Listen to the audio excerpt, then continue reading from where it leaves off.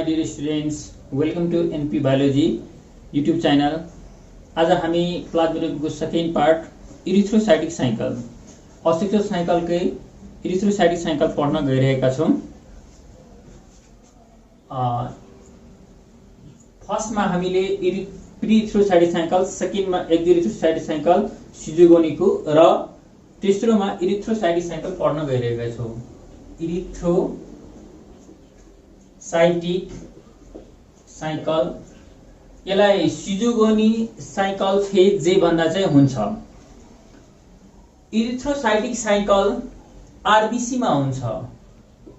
केमा हुने हो? आरबीसी मा हुने। सिम्पल भाषामा के याद गर्ने? एकदमै सजिलो ट्रिक। आरबीसी को अर्को नाम हो इरिथ्रोसाइट।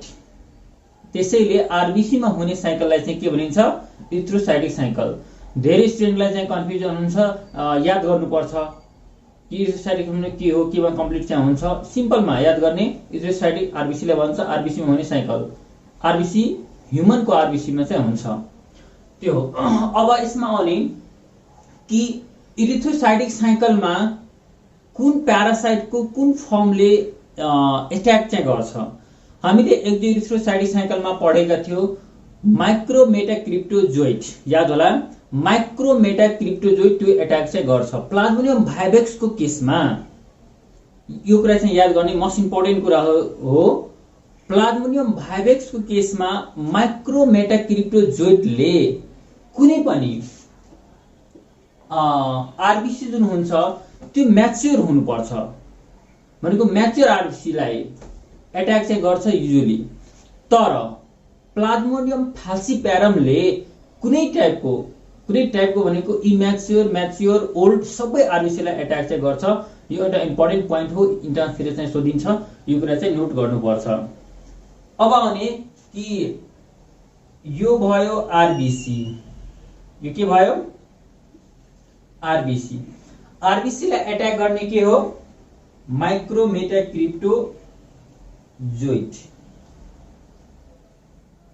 यो भयो माइक्रोमेटाक्रिप्टोजोइट भन्दा हुन्छ, या क्रिप्टोमिरोजोइट भन्दा पनि हुन्छ। अब यसलाई आरबीसी लाई एट्याक गर्छ र फर्स्टमा आफ्नो मोर्फोलोजी चेन्ज गर्छ, फिडिङ गर्छ। त्यसलाई चाहिँ के भनिन्छ? ट्रोफोजोइट। अब यो केमा चेन्ज भयो? ट्रोफोजोइटमा चेन्ज भयो। यसलाई के भन्छ? ट्रोफोजोइट। ट्रोफोजोइट भनेको फिडिङ स्टेज हो, जुन हामी अगाडिको भिडियोमा नै पढेका थियौं।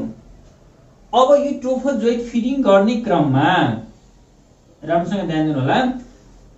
फिडिङ गर्ने क्रममा यसमा एउटा भ्याक्युल एपियर हुन्छ सेन्टरमा, अनि त्यो भ्याक्युलले गर्दा यसको न्यूक्लियस र साइटोप्लाज्म पेरिफेरीमा जान्छ, जसले गर्दा हामीले हातमा रिङ लगाउँछौं त्यस्तो शेप हुन जान्छ। त्यही भएकोले गर्दा यो स्टेजलाई भन्छ सिग्नेट रिङ स्टेज। हामी रिङ जस्तो यसमा फिगर बनाइदेऊ।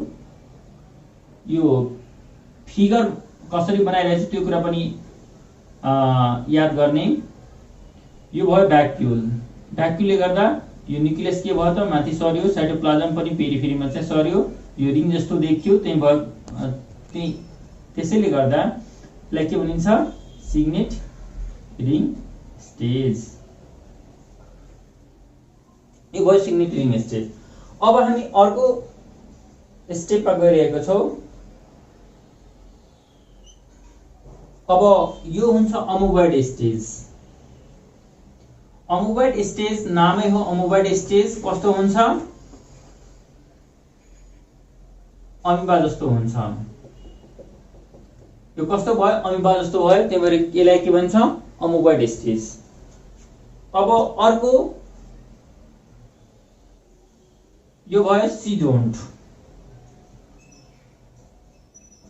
त्यसपछि कुन स्टेजमा चेन्ज हुन्छ? फेरि यो सिजोन्टमा। अनि यसको साइटोप्लाज्ममा के देखिन्छ? Schuffner's dots or the granules release गर्ने। अनि त्यसपछि यो फेरि चेन्ज हुन्छ, यो फेरि चेन्ज हुन जान्छ रोजेट स्टेजमा। रोटेट स्टेजलाई चाहिँ किन भनेको हो, न्युक्लियस सुरुमा चाहिँ डिभाइड चाहिँ गर्छ र त्यो न्युक्लियस जुन हुन्छ त्यो पेरिफेरीमा एरेन्जमेन्ट हुन्छ। त्यो न्युक्लियसको एरेन्जमेन्ट कहाँ हुन्छ, म यसरी बनाइरहेको छु, त्यसलाई ध्यान दिने, पेरिफेरीमा एरेन्जमेन्ट भयो। अनि फ्लावरको पेटल जुन हुन्छ त्यसको एरेन्जमेन्ट जस्तो देखिन्छ यो स्टेज, त्यसैले यसलाई भन्छ रोजेट स्टेज। रोज फ्लावर भनौँ या त कुनै फ्लावर, हुनको लागि रोजेट स्टेज चाहिँ रोज फ्लावर नै बुझिन्छ, तर चाहिँ कुनै फ्लावरको, तर यो चाहिँ रोज नै बुझ्ने। अब यस्तो एरेन्जमेन्ट भयो। हेमोजोइन जुन हुन्छ, हेमोजोइन त्यो सेन्टरमा देखिन्छ। हेमोजोइन सेन्टरमा देखिन्छ, आरबीसी को प्रोडक्ट हो र यो सेन्टरमा देखिन्छ हेमोजोइन। र स्काफ्नर्स ग्रान्युल्स यो बाहिर देखिन्छ। स्काफ्नर्स ग्रान्युल्स कहाँ देखिन्छ, बाहिर देखिन्छ यो, तर आरबीसी के भित्र हुन्छ, आरबीसी के साइटोप्लाज्ममा हुन्छ। अब यो फेरि अर्को स्टेज हुनको सरी सेम स्टेज नै हुन्छ। यो पेरिफेरीमा यसरी एरेन्जमेन्ट हुन्छ। यो जुन साइटोप्लाज्म न्युक्लियस अघि डिभाइड भएको थियो त्यो केमा चेन्ज भयो, मिरोजोइटमा। अब यो मिरोजोइट पेरिफेरीमा एरेन्जमेन्ट भयो, त्यही भएकोले गर्दा चाहिँ यसलाई चाहिँ के भनिन्छ, रोजेट स्टेज भनिन्छ। अघि पनि हामी डिस्कस गरिसकेका छौँ यो। अब यो मिरोजोइट इलाङ्गेट हुन चाहिँ जान्छ। यो मिरोजोइट चाहिँ के हुन्छ, इलाङ्गेट हुन्छ।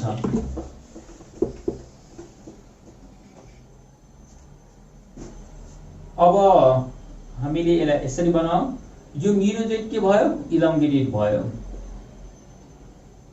र आरबीसी को वाल भनेको सेल मेम्ब्रेन जब रप्चर हुन्छ त्यसपछि प्यारासाइट बाहिर आउँछ। के भन्छ, प्यारासाइट बाहिर आउँछ।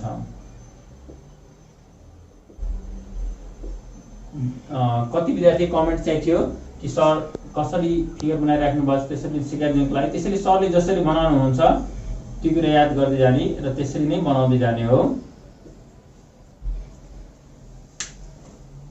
अब यो मिरोजोइट फेरि यो साइकलले रिपिट गर्न सक्छ, या त लिभरमा पनि जान सक्छ, या त आरबीसी लाई एट्याक गर्छ, तर के भन्छ, यो ग्यामेटोसाइट भन्छ। यो भयो फिमेल ग्यामेटोसाइट, यो भयो मेल ग्यामेटोसाइट। अब मेल ग्यामेटोसाइट को न्युक्लियस चाहिँ ठुलो हुन्छ र सेन्टरमा हुन्छ। फिमेल ग्यामेटोसाइट को न्युक्लियस अलि सानो हुन्छ र एक सेन्टरमा हुन्छ। र यो हाम्रो फिगर भयो। अब चाहिँ हामी लेबलिङ गरौँ र त्यसपछि फेरि हामीले बुझ्ने हो राम्रोसँग। यो साइकल जस्तो देखाइदिएको मैले, र फिगर को नाम के हो, इरिथ्रोसाइटिक सिजोगोनी और द साइकल। सिजोगोनी ने लेखो यहाँ, सिजोगोनी। अब यो भयो ट्रोफोजोइट, ट्रोफोजोइट। अब यहाँ ध्यान दिनु होला, धेरै बुकहरुमा यता नेटमा हामी हेर्छौं भने चाहिँ यहाँ चाहिँ ट्रोफोजोइट यसलाई लेखेको हुन्छ, तर यो हैन, यो आरबीसी हो। यो सबै आरबीसी वाला हो। आरबीसी को भित्र यो प्रोसेस भइरहेको छ। अब यो भयो signet ring stage, signet ring stage भयो। यो भयो न्युक्लियस, यो भयो साइटोप्लाज्म, र यसको यो भयो भ्याक्युल। यो भयो अमोबॉइड स्टेज, अमोबॉइड स्टेज। अमोबॉइड को यो सुडोपोडियम भयो। हामीले सुडोपोडियम लेख्दा पनि हुन्छ, सुडोपोडियम यो भयो सिजोन्ट। सिजोन्ट लार्ज हुन्छ र यसको न्युक्लियस डिभाइड गर्छ। यो भयो स्कफनर्स ग्रान्युल्स। स्कफनर्स ग्रान्युल। यो भयो हेमोजुइन।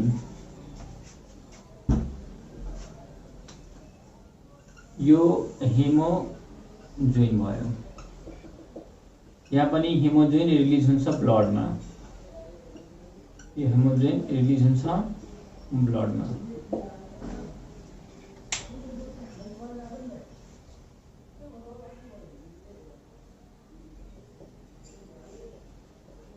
हेमोजुइन। यो भयो रोजेट स्टेज। Rosette stage. यो दुईटै रोजेट स्टेज नै हो।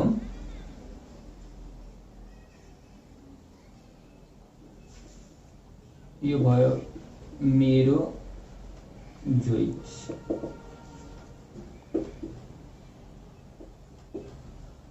यो भयो माइक्रो ग्यामिटोसाइट। यो भयो मेगा ग्यामिटोसाइट। मेगा ग्यामिटोसाइट। यसलाई हामी फिमेल लेखौँ, फिमेल ग्यामिटोसाइट, र यसलाई मेल ग्यामिटोसाइट लेखौँ। सजिलो हुन्छ बुझ्नमा चाहिँ। माइक्रो ग्यामिटोसाइट सानो हुन्छ, मेगा ग्यामिटोसाइट ठुलो हुन्छ। सिम्पल। अब यसलाई हामी चाहिँ डिटेलमा चाहिँ बुझौँ। यो माइक्रो मेटा क्रिप्टोमेरोजोइट कहाँबाट आयो? एक्जोइथ्रोसाइटोसिकलबाट आएको छ।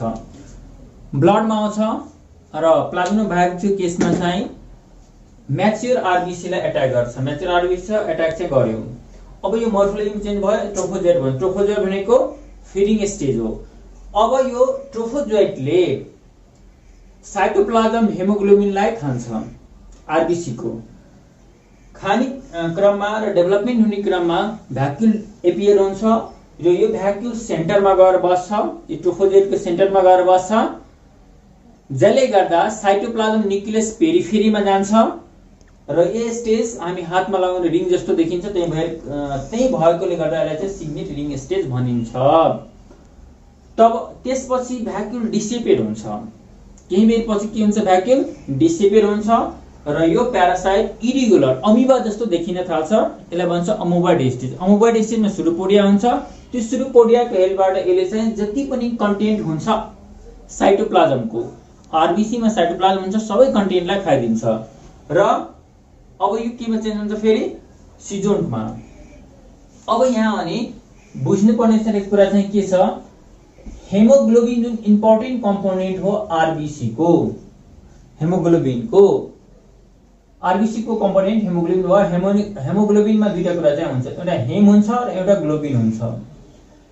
हेम भनेको हेमाटिन भयो, यो हेमाटिन, यो भयो ग्लोबिन प्रोटिन। यो प्रोटिनलाई युज गर्छ, प्रोटिनलाई रियुज गर्छ फुडको रूपमा। प्यारासाइटले फुडको रूपमा युज गर्छ। अब यो हेमाटिन पिगमेन्ट हुन्छ, यसले नै हेमोजुइनमा कन्भर्ट चाहिँ हुन्छ। यो इम्पोर्टेन्ट कुरा हो, यो सोधिएको क्वेसन हो। हेमोजुइन हेमाटिन भनेको हेमोग्लोबिनको प्रोडक्ट नै हो र यो इम्पोर्टेन्ट हो के को लागि? मलेरिया सिम्पटमको लागि। यसले म भन्छु। अब सिजोन्टले के गर्छ त? सिजोन्टको न्युक्लियस डिभाइड हुन्छ। यसलाई राम्रोसँग बुझ्ने हो भने चाहिँ यहाँ चाहिँ हेरौ, यसको न्युक्लियस हुन्छ। यो सिंगल न्युक्लियस हो, यो न्युक्लियस डिभाइड गर्दै जान्छ। डिभाइड गर्दा गर्दै यो पेरिफेरीमा के हुन्छ? यसरी एरेन्जमेन्ट हुँदै जान्छ र यस्तो देखिन थाल्छ। अब सिजोन चाहिँ केमा चेन्ज भयो?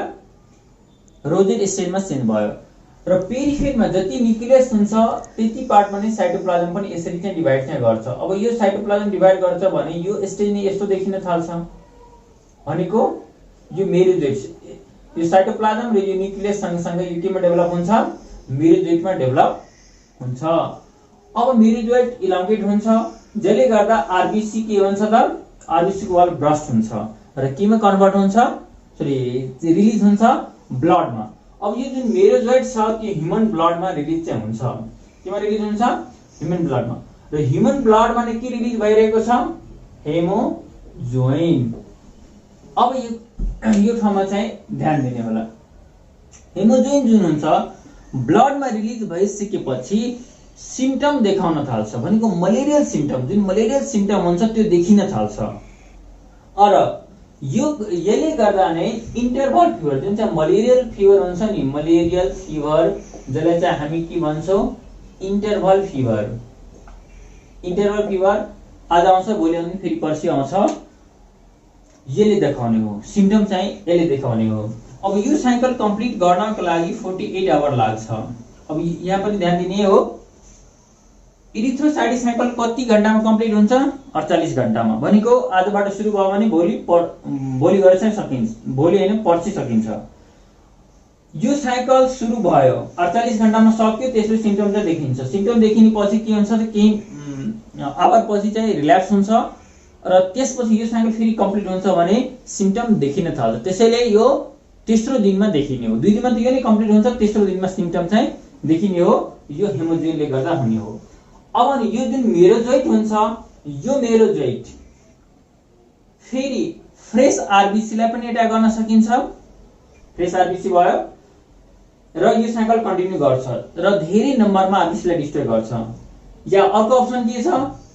आरबीसी लाई एट्याक त गर्छ तर के बन्छ? ग्यामेटोसाइटमा कन्भर्ट चाहिँ हुन्छ। आरबीसी भित्रै यो कुरा चाहिँ ध्यान दिने। सोध्न सकिन्छ यो क्वेशन इन्ट्रान्स एक्जाममा चाहिँ, gametocyte is formed in the RBC stomach, mosquito stomach, mosquito salivary gland. अब कुन चुज गर्नुपर्छ? आरबीसी मा। यो आरबीसी नै हो, यो आरबीसी भित्र नै यो काम भइरहेको छ। आरबीसी भित्र नै ग्यामेटोसाइट बनिरहेको छ। र अर्को चाहिँ के हुन्छ? या त यो मेरोजोइट चाहिँ के हुन्छ? फेरि रिटर्न ब्याक भएर चाहिँ लिभरमा जान्छ। लिभरमा गयो र लिभरलाई एट्याक गर्यो भने त्यो कुन साइकल कम्प्लिट गर्छ? पोस्ट इरिथ्रोसाइटिक साइकल, जुन हामी लिभरको साइकलमै इन्क्लुड गर्नुपर्छ यसलाई चाहिँ। यो पनि ध्यान दिनु होला, किनभने कति विद्यार्थीले कन्फ्युज हुन्छ, सर पोस्ट इरिथ्रोसाइटिक साइकल भनेको के हो? भनेको इरिथ्रोसाइटबाट जुन प्यारासाइट निस्किन्छ र त्यसले लिभरलाई एट्याक गर्छ भनेपछि त्यसलाई के भन्छ? Post erythrocytic cycle. अब 2-3 वटा कुरा यसबाट चाहिँ के बुझ्नु पर्ने छ? जब इरिथ्रोसाइटिक साइकल कम्प्लिट हुन्छ भने चाहिँ सिम्पटम चाहिँ देखिन थाल्छ। अब यसमा हामी एउटा कुरा चाहिँ बुझौँ र यसलाई म मेटिरहेछु।